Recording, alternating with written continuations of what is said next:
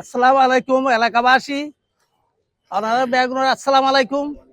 আরা এতদিন ইয়ান ঈদগার জায়গা জানিয়ে বেগুন আর ব্যবহার করছি, আর জাগান উন্মুক্ত করি পেলাই আর ব্যাগ এলাকা বেগুন আর মানব বন্ধন করি ইয়ান ব্যাগুনের আশা ব্যাগুন ইয়ান জানাতে ওয়াপ্পা সম্পত্তি ইয়ান আর মুক্ত করে দিলে আর হাসার পাখির মতো এটা গিরি বিলি ইয়ার সারি ভাল দি ইন খাম্য নয়, কোনো বালা মানুষের খাম্য নয়।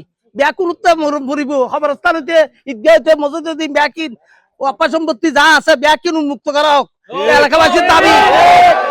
আইস ব্যাকুনের বাঙ্গরির অনারা বেগুন মুরব্বী অনারা গরিবেন তে আর একা করতাম আর থেকে লাইন করে দে অনারা মুরব্বী অনারা মাননি সবসময় মাননি অনারা তো অনারা গরম চাই অনারা ব্যাকিন ঠিক করে দিয়ে অনারা এই নেই আর কাম্য। আসসালামু আলাইকুম। আসসালামু আলাইকুম। আরা এই ঈদগার লাই দীর্ঘদিন আরা পূর্বপুরুষ হইতে এর ব্যবহার করি আর আজ হঠাৎ করি তারা দাবি করি তারার মালিকানা হয়ে গিরি এরে আর বন্ধ করে রাখি।